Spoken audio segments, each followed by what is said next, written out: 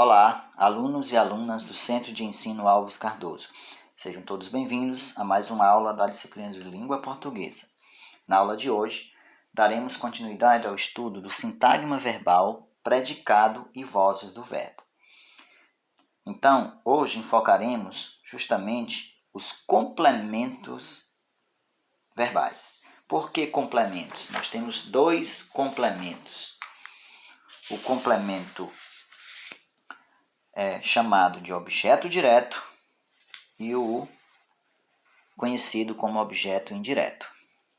Então, ainda naquela linha de pensamento, de conhecimento dos tipos de predicado, dentro do predicado verbal nós encontraremos esses dois elementos que são os já apresentados, ora citados, o objeto direto e o objeto indireto. Vejamos esses dois exemplos que está aí em tela, retirados lá daquele fragmento de texto, do artigo de opinião do professor Eugênio Bussi. Que as empresas armazenem o RG e o CPF de cada usuário.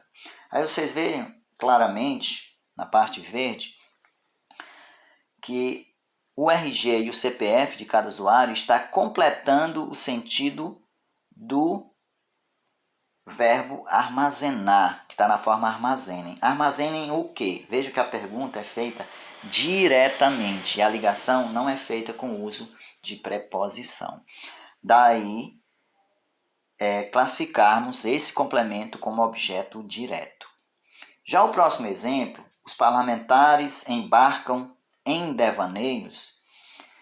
Claramente, o complemento do verbo embarcar em devaneios, e como já sabemos, essa palavrinha que está destacada em vermelho é uma preposição. Neste caso em específico, o complemento vai ser classificado como objeto indireto, pois o verbo embarcar, nessa situação, ele é um verbo transitivo indireto, ok? Concluindo esse raciocínio, vocês poderão encontrar na página 76, na parte superior da página 76, o conceito de complemento verbal. É o termo integrante da oração que tem a função de completar o sentido do verbo. O objeto direto, como já foi dito, é o complemento que se liga diretamente a um verbo transitivo, direto, ou seja, sem o auxílio de preposição. Já o objeto indireto é aquele que se liga a um verbo transitivo indireto por meio de uma preposição. Dando continuidade, ainda relacionando-se com o verbo, nós conheceremos a figura dos adjuntos adverbiais. Veja só, já ouvimos falar no adjunto adnominal, quando estudamos o complemento, quando estudamos o sintagma nominal. Agora chegou a vez dos adjuntos adverbiais. Então vejamos o primeiro exemplo. Se um delegado de polícia quisesse, durante uma final de campeonato, no meio de uma torcida, gravar imediatamente o que grita cada torcedor. Deem atenção exclusivamente nesse momento às expressões destacadas em laranja, durante uma final de campeonato, no meio de uma torcida. Observem que, diferentemente dos complementos anteriores, esses dois complementos destacados, eles trazem uma circunstância de tempo e uma circunstância de lugar. Não pode ser mais classificado como sendo um complemento, mas o estabelecimento de uma circunstância que, naturalmente, relaciona-se ao verbo. No entanto, sem a mesma, importância, assim podemos dizer, que o objeto direto e o objeto indireto. Porque aqui, meramente, tais expressões, como eu já disse, trazem uma circunstância do verbo. Então, durante uma final de campeonato, que é um adjunto adverbial de tempo, e no meio de uma torcida, que é um adjunto adverbial de lugar. Certo, gente? Então, nesse período acima, concluindo, né? O sintagma verbal que se liga ao sujeito, o sujeito nesse caso é um delegado de polícia, tem como núcleo a forma verbal quisesse e também o verbo gravar. No entanto, uma sequência de expressões, inclusive expressões aí está destacada com a mesma cor que as expressões que estão lá no exemplo, que atribuem aos verbos querer e gravar, são circunstâncias que indicam tempo e local dessas ações. Essas expressões são chamados adjuntos adverbiais. Não confundam, porque uma boa parte, das vezes, as circunstâncias, ou seja, os adjuntos adverbiais, vêm conectados ao verbo com o uso de preposição, mas isso não quer dizer que seja um objeto indireto. Então vocês têm que observar toda essa situação, o que é complemento, o que é adjunto, certo? Então, mas eles se ligam ao verbo para modificá-los, né? Estabelecendo essas circunstâncias de lugar, de tempo, de modo, de intensidade, né? E outras circunstâncias. Então, os adjuntos adverbiais, diferentemente dos objetos direto e indireto, eles são termos acessórios da oração, mas, no entanto, são essenciais para a produção de sentidos no texto. E, finalmente, o que são adjuntos adverbiais? São palavras ou expressões que se ligam aos verbos para modificar, especificar ou intensificar seu sentido.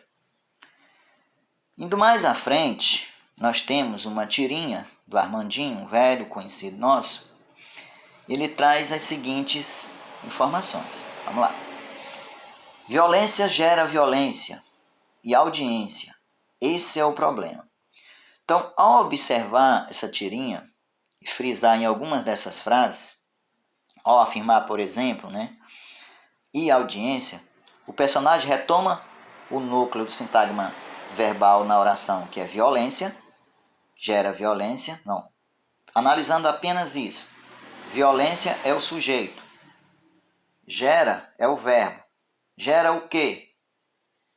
Violência gera o quê? Coincidentemente, tanto o sujeito quanto o objeto direto, no caso, é a palavra violência, certo?